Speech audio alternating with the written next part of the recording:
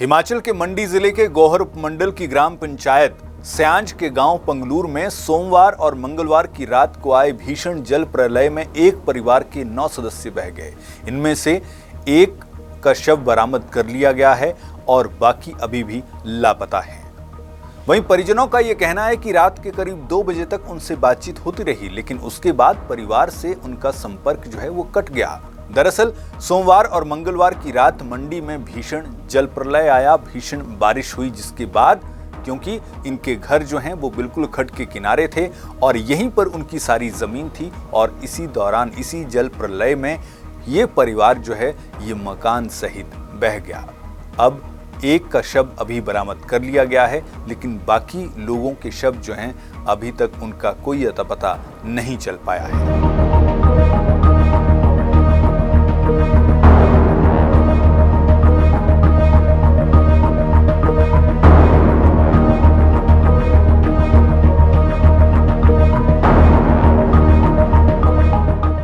2 बजे मेरी कॉल हुई उनको। 2 बजे के प्रॉपर 2 बजे कॉल किया था मैंने उनको कि जल स्तर बढ़ गया खड्ड का, मैं कॉल कर लेता। कॉल किया तो वो लगे थे रोने उतरे में, बोलते यहाँ से निकलने के लिए कोई हमारे लिए कोई रास्ता नहीं बचा है, घर के इधर उधर सारे पानी आ गया है, तो हम लोग यहीं सारे इकट्ठा हुए एक ही घर में। फिर उसके बाद फ़ोन कट हो गया और मेरी कोई बात नहीं। उसके बाद नंबर ही नहीं लग रहे थे उनके 2 बजे के बाद। ये हादसा रात को तकरीबन 2:05 या 10 मिनट पे हुआ है। 2 बजे तक हमारी तो फ़ोन पे बात होती रही, तो उस टाइम उन्होंने बताया नहीं कि ऐसा है।